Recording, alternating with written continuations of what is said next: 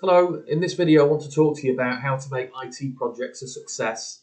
As you'll see on the screen here, I've got a 5-phase project methodology.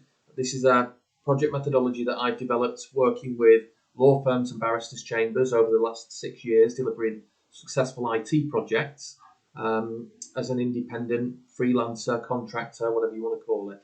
Now, I want to talk to you. I'll probably do videos around the individual components and elements at some point and share those.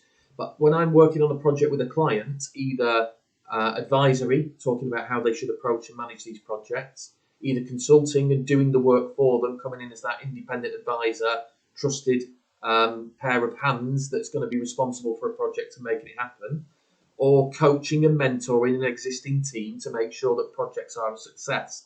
This methodology is always used. And I want to talk to you now about some of the main problems that occur and why projects fail, the main reasons. So firstly, let me give you a quick overview of this. So you've got these 5 phases. The key thing is with it is they need to happen in order. I don't care. There's no moving away from that. There's no reason not to. If you've got an idea of some solutions or you've heard about things that might be relevant to a certain project that you're looking at, that's fine. Pin them so that you come back to them when you get to phase 4, but don't start having conversations, beauty parades, and engaging in sales conversations until you've done 1, 2, and 3. You'll burn loads of time, and it will be a high-risk strategy because it will. The chance of failure is significant if you haven't done these phases in order. So the first thing to do is agreeing a headline strategy. It's not just normally you'll know where the problems are in a law firm. Okay, you'll know where the frustrations, bottleneck, challenges are. You'll know where you need to improve for client service and delivery. You know where there's risks associated that need to be addressed. You know where your people are struggling or they're frustrated and it's causing a lot of stress.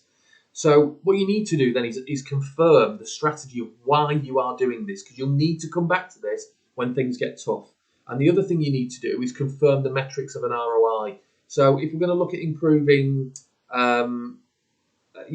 addressing a specific item within a single area of practice, let's understand what problems and challenges they face. We're going to optimize the case management system in the family department for this office and law firm. We need to know what the problems are that they're facing at the moment, how much time is associated with that, what the risks associated with that process and workarounds that they're having to create now are, and what's the opportunity. Is there something on the table here that means it's worth us addressing, or is it just people that are frustrated and having a bit of a moan? I'm not saying they don't need to be addressed, but let's get realistic about what the ROI is and make sure it's going to deliver a return. Because to do it right takes time. You've got to go through these phases and get it done properly. So make sure you understand why you are doing this and agree a headline strategy. You then need to interview people to understand what they're doing now, what the problems are, what the bottlenecks are, what the frustrations are, what good needs to look like. And you go through the exercise and let them offload all that information to you.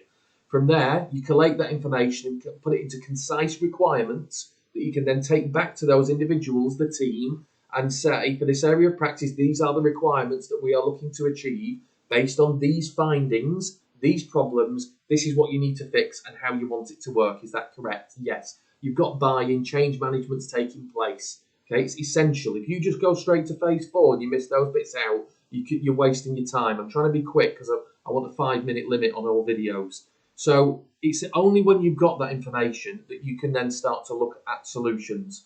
Then when you're looking at solutions, you are armed specifically with the requirements that you want to be met on behalf of your internal client, which is the people, the firm, your clients, to make sure that this works and how it needs to operate.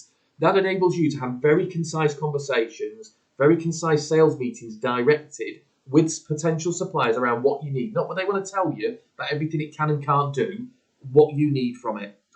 And the final part, section 5, is absolutely imperative, and it can take just as long as the selection process, if not longer, is implementation, management, and bespoke user training so that it's adopted and it follows the information that you've collated here. This is what you did. This is what we're doing now. This is why it works with the new solution. This is how you use it. Bang, bang, bang. It needs to be done so that users adopt it. Don't just go, we've bought this for you. It should be better than that. I've got to get on with other things. So the biggest reasons that they fail is because people don't do phase 2, they don't do phase 3, they don't even do one properly, they just get a gut hunch on a fix, they go straight to phase 4, and they never do phase 5. If you want to do this properly, you want coaching and training, or you want somebody in to deliver an IT project success, then give me a call. I'd love to talk to you. Thank you.